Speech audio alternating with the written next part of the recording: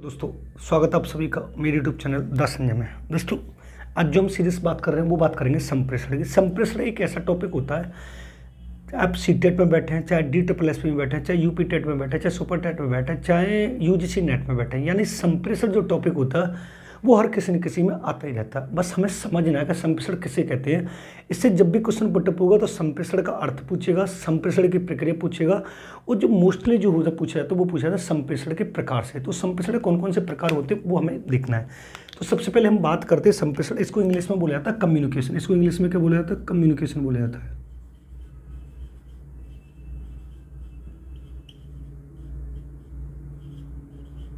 क्या बोला जाता है? इंग्लिश में इसको बोला जाता है कम्युनिकेशन। लेकिन इसकी जो उत्पत्ति है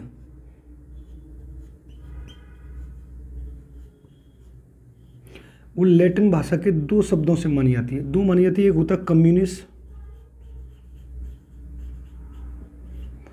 और दूसरा जो होता है वो होता है कम्युनिकेयर।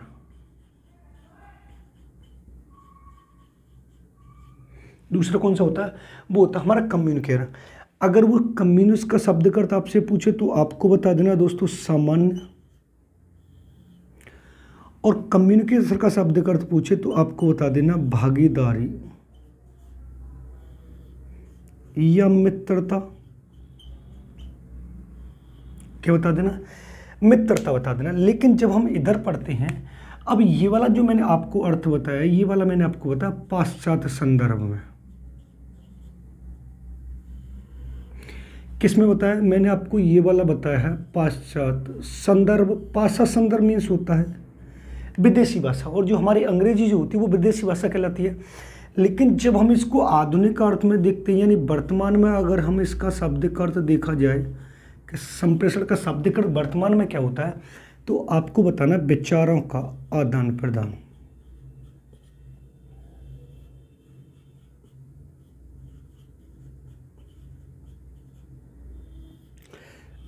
विचारों का आदान प्रदान, ये वाली बात बता देनी है। लेकिन अगर ऑल ओवर इसके शाब्दिक अर्थ की बात की जाए, दोनों की शाब्दिक अर्थ की अगर हम बात करें, तो यहाँ पर आपको सिर्फ ये वाली बात बतानी है कि जिसमें एक व्यक्ति द्वारा दूसरे व्यक्ति तक विचार प्रकट किए जाते हैं। यानी यहाँ पर एक व्यक्ति द्वारा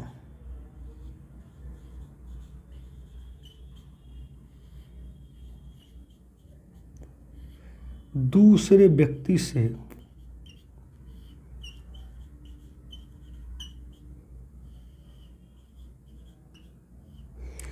विचारों का आदान प्रदान किया जाता है। विचारों का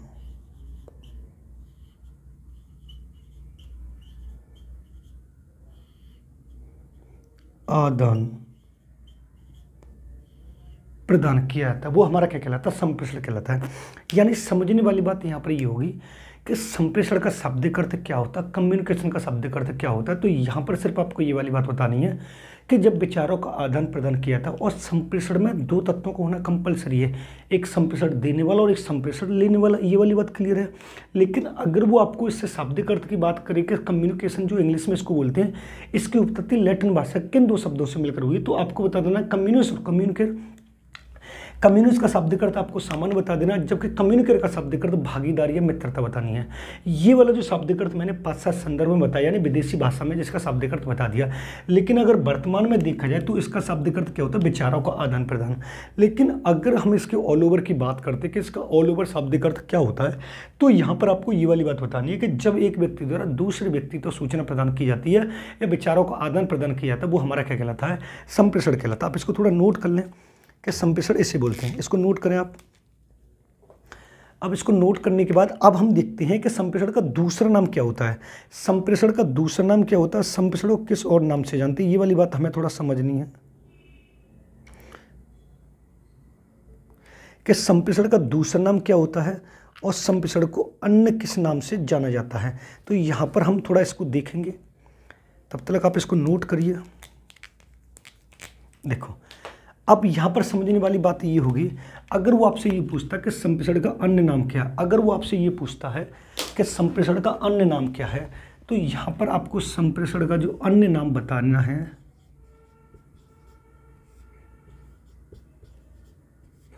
वो अन्य नाम आपको बताना है भाषा। अब यहाँ पर अगर वो ये पूछे भाषा का शब्द का अर्थ क्या होता है, तब भी आपको ये वाली बात बतानी है कि विचारों का आदान प्रदान होता है। अगर वो आपसे ये वाली बात पूछता है कि भाषा का शब्द का अर्थ क्या होता है, तब भी आपको ये वाली बात बतानी है कि विचारों का आदान प्रदान होता है। और संप्रेषण का जो शब्द का अर्थ होता है वो भी आपको बता देना है कि विचारों का आदान प्रदान होता है। लेकिन यहाँ पर बात ये होती है कि संप्रेषण जो होता है और जो भाषा होता है वो दोनों एक होते हैं, ये वाली बात ठीक है। लेकिन यहाँ पर अगर आपसे ये पूछे संप्रेषण कितने प्रकार से किया जा सकता है या संप्रेषण कितने प्रकार हो सकते हैं, तो मैं आपको दो प्रकार बता दूंगा, शाब्दिक और अशाब्दिक। लेकिन अगर मैं यहाँ पर ये वाली बात बोलता हूँ कि भाषा कितने प्रकार की होती है, अगर वो आपसे ये पूछता है कि भाषा कितने प्रकार की होती है, तो यहाँ पर आप बता देना 3 प्रकार की होती है। कौन कौन सी होती है? पहली आएगी सांकेतिक, दूसरी जो आएगी वो आएगी मौखिक, और जो तीसरी जो आएगी वो आएगी लिखित। क्लियर है? यानी भाषा कितने प्रकार की होती है? 3 प्रकार की होती है, सांकेतिक, मौखिक, लिखित। लेकिन यहाँ पर मैंने आपको ये वाली बात बताई थी कि सांकेतिक जो सब भाषा का शब्द अर्थ होता है विचारों का आदान प्रदान होता है, और संप्रेषण का भी शब्द अर्थ विचारों का आदान प्रदान होता है। लेकिन जब मैं आपको संप्रेषण पढ़ाऊंगा तो मैं संप्रेषण आपको 2 प्रकार से पढ़ाऊंगा, एक होगा शाब्दिक और एक होगा अशाब्दिक। तो मैं इस वाले संप्रेषण को आपको पढ़ाऊंगा शाब्दिक, क्योंकि शाब्दिक का मीन्स होता है जिसमें शब्दों या अक्षरों का प्रयोग किया जाता है, और ये वाला जो होगा ये होगा अशाब्दिक, जो सांकेतिक होगा जिसमें संकेतों का प्रयोग किया जाएगा। लेकिन यहाँ पर भाषा भी 2-3 प्रकार की मैंने बताई, शाब्दिक, अशाब्दिक, सांकेतिक, मौखिक और लिखित। अब थोड़ा हम बात करते हैं इसकी। देखो यहाँ पर थोड़ा हम समझते हैं। देखो संप्रेषण को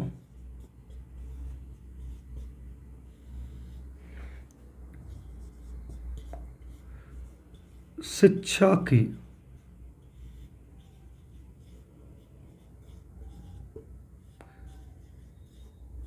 रीढ़ की हड्डी कहा जाता है।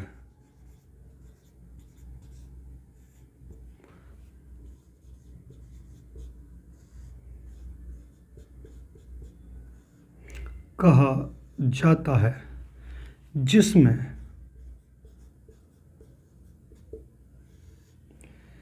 विचारों का आदान प्रदान किया जाता है।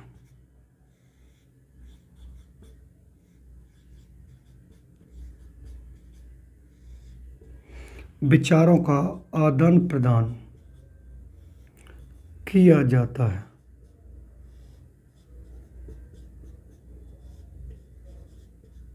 ये वाली बात ठीक है, क्योंकि बिना संप्रेषण के हम कुछ नहीं कर सकते। दूसरी देखो, संप्रेषण की प्रक्रिया में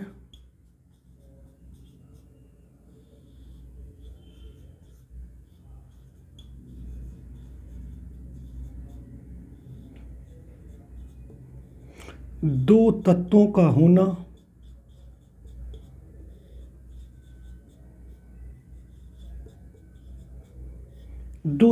होना आवश्यक है। अब यहाँ पर आपको ये समझना है कि 2 तत्व कौन कौन से होना आवश्यक है। अब 2 तत्व कौन कौन से होते हैं ये वाली बात थोड़ा हम समझेंगे। तो पहला होगा यहाँ पर संदेशकर्ता,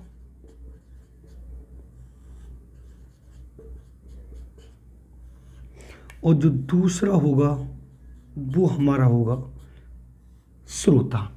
यानी अब हमें समझना ये है कि जब संप्रेषण की प्रक्रिया होगी, वो जब संप्रेषण करेगा तो विचारों का आदान प्रदान होगा। लेकिन जब विचारों का आदान प्रदान होगा तो उसमें 2 तत्वों को होना परम आवश्यक है। कौन कौन सा? एक संदेशकर्ता और एक श्रोता, यानी एक संदेश देने वाला और एक संदेश लेने वाला।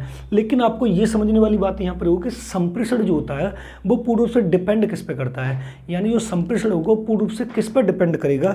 तो यहाँ पर जब हम नोट डाल के पढ़ेंगे तो आपको पूर्ण रूप से समझ में आ जाएगा कि क्या होता है। देखो संप्रेषण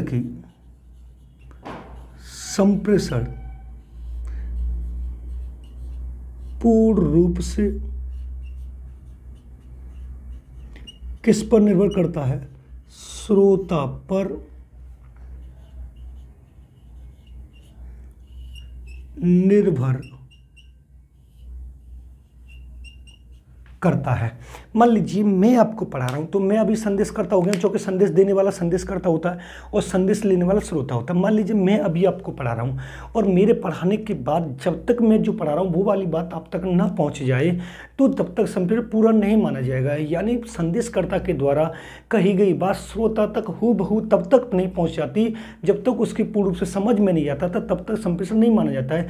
मान लीजिए मैंने जो बात कही और श्रोता की बिल्कुल समझ में नहीं आई है तो वो संप्रेषण पूर्ण रूप से सफल नहीं माना जाएगा।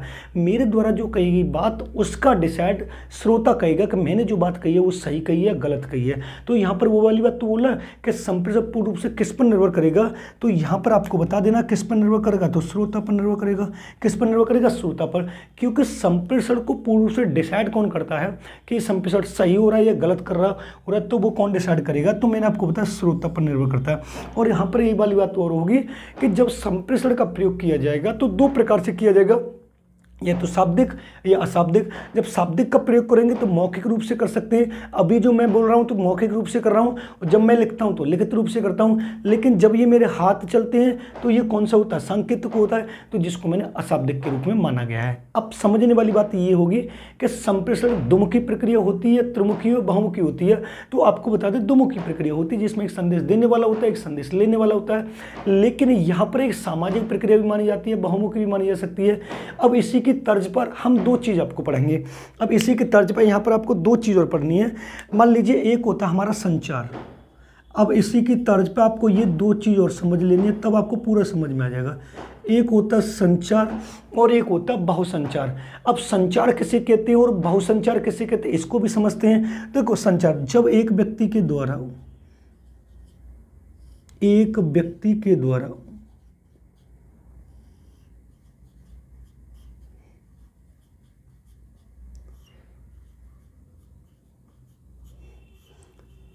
दूसरे व्यक्ति को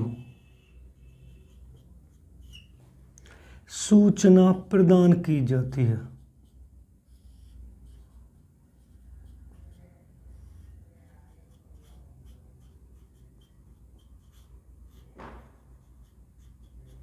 वो हमारा क्या कहलाता है? संचार कहलाता है। यानी जब एक व्यक्ति के द्वारा दूसरे व्यक्ति को, सिर्फ दो व्यक्ति होंगे, एक संदेश देने वाला और एक संदेश लेने वाला होता है, वो कौन सा कहलाता है? वो हमारा संचार कहलाता है। समझने वाली बात यहाँ पे होगी, जब एक व्यक्ति के द्वारा सिर्फ दूसरे व्यक्ति को सूचना दी जाती है वो हमारा क्या कहलाता है? संचार कहलाता है। लेकिन जब हम बहुसंचार की बात करते हैं, बहुसंचार,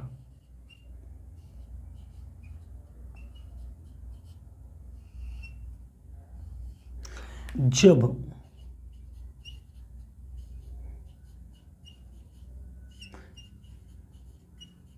एक व्यक्ति के द्वारा असंख्य व्यक्तियों को सूचना दी जाती है,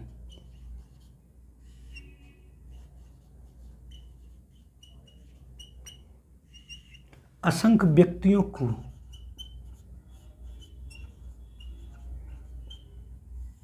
सूचना प्रदान की जाती है, वो हमारा क्या कहलाता है? बहुसंचार कहलाता है। जैसे मन की बात, अब इसको आप यहां पर लिख सकते हैं, जैसे मन की बात,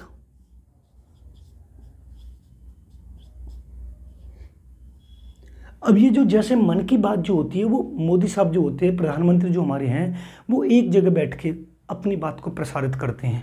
लेकिन उस मन की बात को तो बहुत सारे लोग सुनते हैं ना, तो एक व्यक्ति के द्वारा जब असंख्य व्यक्तियों को सूचना प्रदान की जा रही है वो हमारा क्या कहलाएगा? बहुसंचार कहलाएगा। लेकिन जब एक व्यक्ति के द्वारा सिर्फ दूसरे व्यक्ति को, जब एक व्यक्ति के द्वारा सिर्फ दूसरे व्यक्ति को सूचना दी जा रही है, दो से अधिक लोग नहीं है, जब एक और एक दो व्यक्ति होते हैं, जब दो से अधिक व्यक्तियों को सूचना प्रदान की जाती है तो वो कहलाता है संचार। लेकिन जब एक से अधिक व्यक्तियों को सूचना प्रदान की जाती है तो वो कहलाता है बहुसंचार। लेकिन संचार का दूसरा नाम यहाँ पर दोस्तों हम संप्रेषण रखेंगे, जो मैं अभी आपको पढ़ा रहा हूँ। संप्रेषण का शब्द अर्थ मैंने आपको बताया विचारों का आदान प्रदान, लेकिन इसमें दो तत्वों को होना कंपलसरी है, एक संदेश देने वाला और एक संदेश लेने वाला। लेकिन मैंने आपको यहाँ पर यह भी बताया कि संप्रेषण वर्तमान विचारों का आदान प्रदान, इसका दूसरा नाम जो मैंने आपको बताया भाषा बताया है, इसका दूसरा नाम मैंने आपको क्या बताया भाषा बताया है, और भाषा का भी शब्द अर्थ मैंने विचारों का आदान प्रदान बताया। अगर आपसे ये पूछे भाषा कितने प्रकार की होती है तो आपको होता है 3 प्रकार की होती है, सांकेतिक, मौखिक और लिखित। क्लियर है। अब इधर देखा मैंने आपको ये बताया कि जो पूर्ण रूप से जो संप्रेषण हमारा निर्भर करता है वो किस पर निर्भर करता है, तो वो निर्भर करता है श्रोता पर, यानी जो संदेश लेने वाला व्यक्ति है उस पर निर्भर करता है जो हमारा संप्रेषण है। आप इसको नोट कर लीजिए, इसका स्क्रीनशॉट ले लीजिए। अब हम चलते हैं संप्रेषण की प्रक्रिया और विशेषताओं से। नोट कर लीजिए, आप इसको स्क्रीनशॉट ले लीजिए, इसका वेरी वेरी इंपॉर्टेंट पार्ट है ये, ठीक है। अब उसके बाद हम चलेंगे संप्रेषण की प्रक्रिया से, आगे चलते हैं हम संप्रेषण की प्रक्रिया।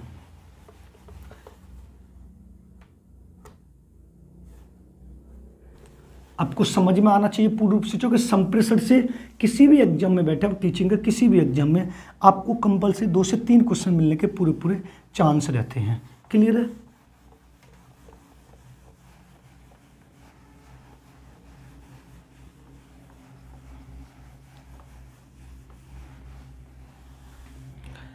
अब आती है संप्रेषण की प्रक्रिया। अब संप्रेषण की प्रक्रिया कौन सी होती है, थोड़ा इसको समझेंगे।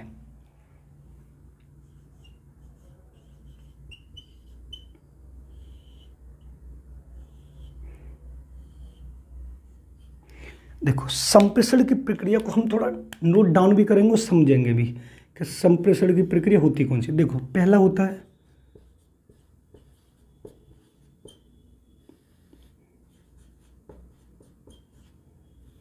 संदेशकर्ता,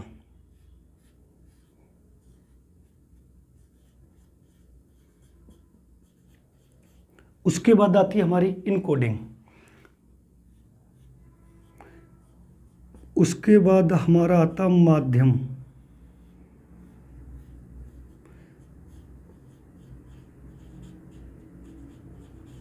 उसके बाद आती है डिकोडिंग, उसके बाद हमारा आता श्रोता। क्लियर बात है, यहां तक की बात समझ में आती है। अब उसके बाद यहां पर आपको ये वाली बात तो समझ में आनी चाहिए,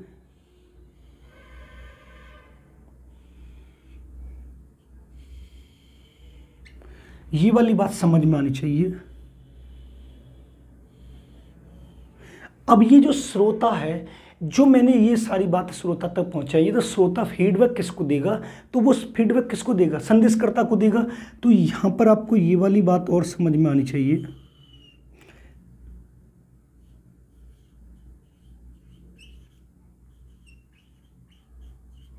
ये पूरा फीडबैक कौन देगा, तो ये आपको समझ में आना चाहिए कौन दे रहा है, हमारा श्रोता देगा। किसको देगा, संदेशकर्ता को देगा। तो यहां से ऐसे एरो लगाएंगे, समझ लेना, ऐसे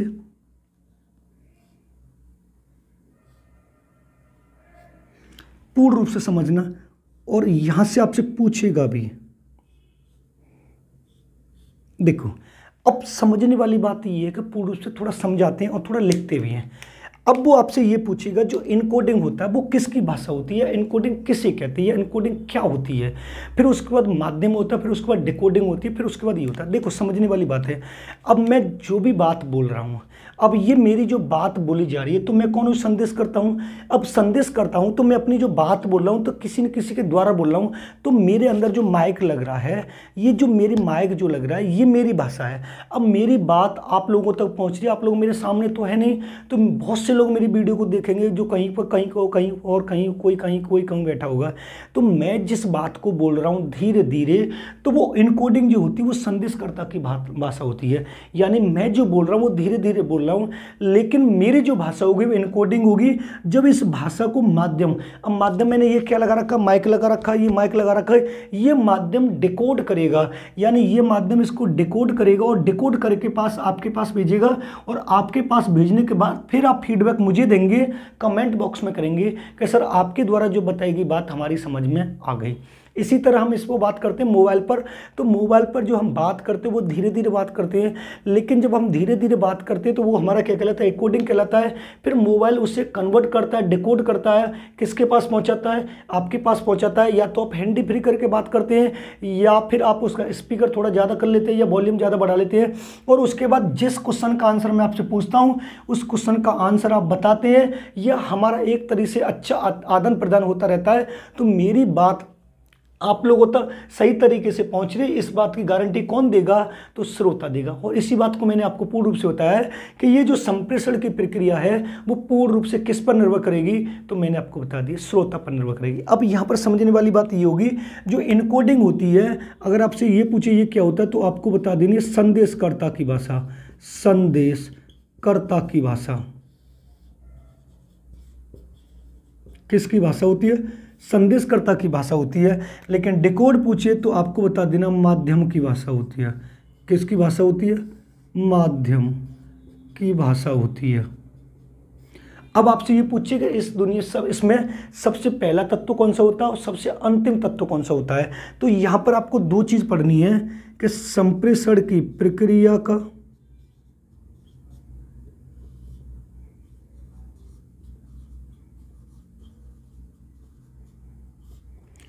एक तो प्रथम तत्व पूछेगा और दूसरा आपसे पूछेगा अंतिम तत्व, और उसके बाद पूछेगा मुख्य तत्व। ये तीन तत्व पूछेगा आपसे संप्रेषण की प्रक्रिया के। तो यहां पर प्रथम तत्व आप बताएंगे संदेशकर्ता,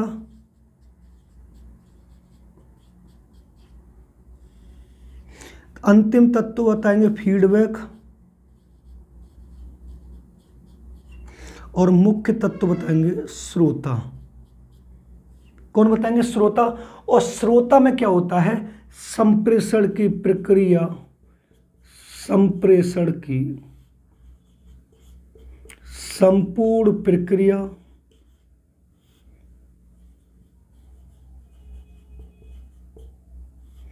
निर्भर करती है।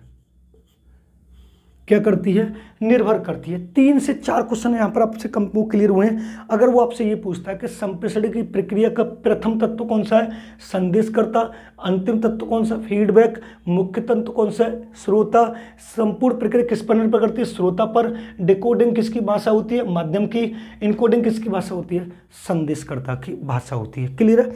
अब वो आपसे ये भी पूछ सकता है कि संप्रेषण की प्रक्रिया के अंग कौन कौन से होते हैं यहाँ पर। तो यहां पर आपको बता देने 6 अंग होते हैं। कौन कौन से होते हैं, तो आपको पहला बताना है संदेशकर्ता,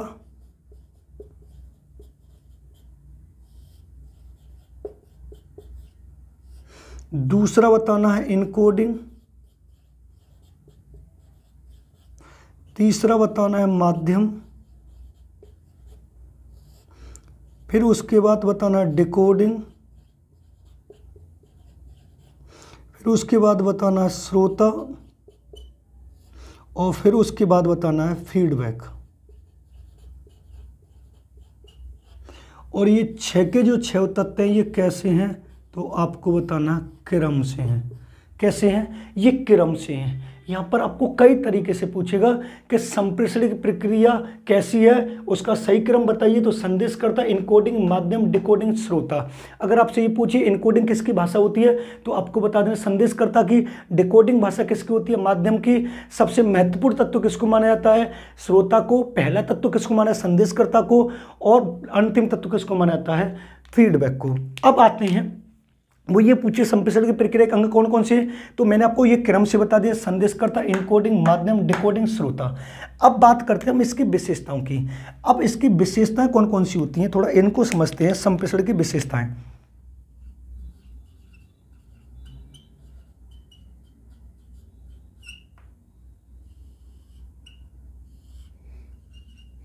संप्रेषण की विशेषताओं को थोड़ा हम पढ़ेंगे। देखो, पहला इसका जो तत्व होगा, संप्रेषण में क्या होता है, विचारों का आदान प्रदान किया जाता है।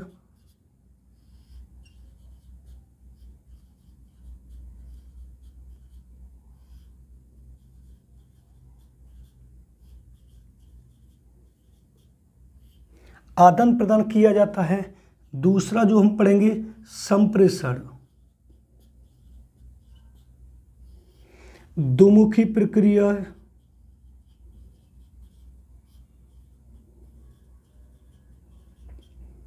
कैसी प्रक्रिया है? दोमुखी प्रक्रिया, लेकिन यहां पर हम ये भी बोलेंगे संप्रेषण। सामाजिक प्रक्रिया है,